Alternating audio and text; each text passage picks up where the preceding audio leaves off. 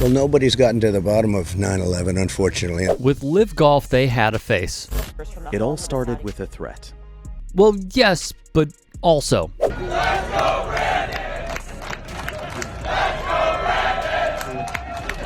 A Manchurian candidate who did their dirty work, along with... Look, I think that the NBA players are very fortunate that they have the financial position where they're able to take a night off from work. Trump son-in-law, Jared Kushner, husband to Trump daughter Ivanka. If Ivanka weren't my daughter, perhaps I'd be dating her. Fox News host Tucker Carlson. So how do you run the company with only 20% of the staff?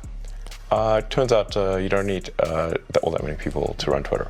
But 80%? That's a lot. Yes.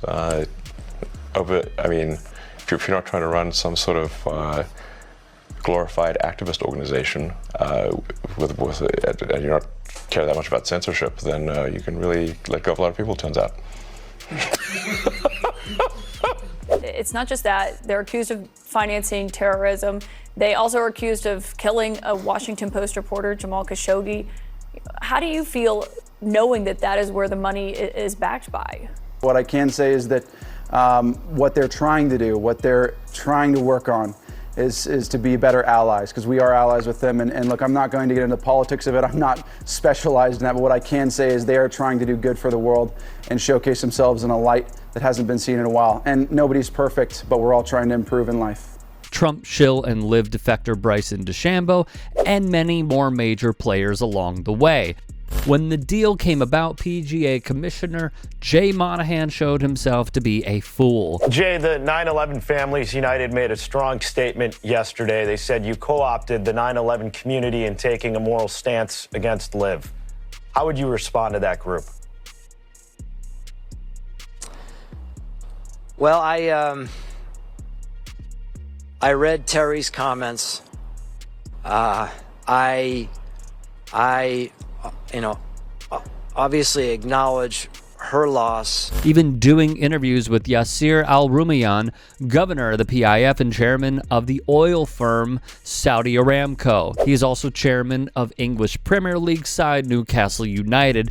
That deal also came under scrutiny as well in 2022.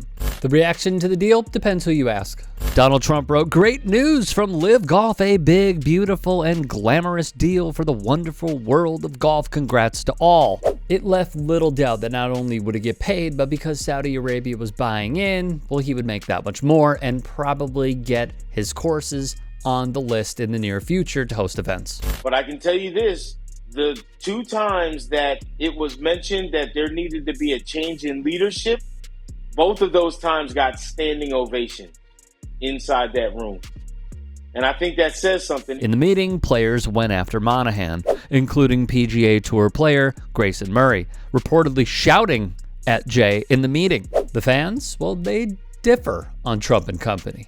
Quinnipiac ran a poll asking Americans their opinion on the merger.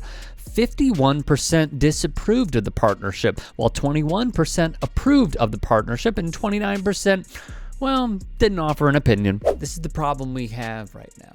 There are too many who are just down the middle, mindless, don't have an opinion, and we'll have more of it right here. When asked about whether an American sports organization should be doing business with a sports organization backed by Saudi, Americans were split.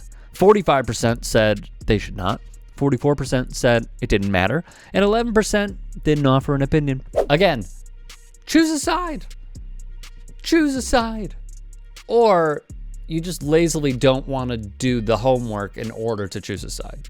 Nearly 2/3 of Americans, 65%, approve of investigations by both the United States Senate and the Justice Department of the PGA Tour's deal with the Saudi-backed LIV Golf, while 18% disapprove and 16% did not offer an opinion. In the end, as Joey Shea, Saudi researcher at Human Rights Watch, put it, Saudi Arabia's state fund will apparently largely control pro golf while also sports washing the country's dismal human rights record. The surprise announcement reveals the PGA Tour's hypocrisy. Human rights clearly took a backseat to the merger's financial benefits.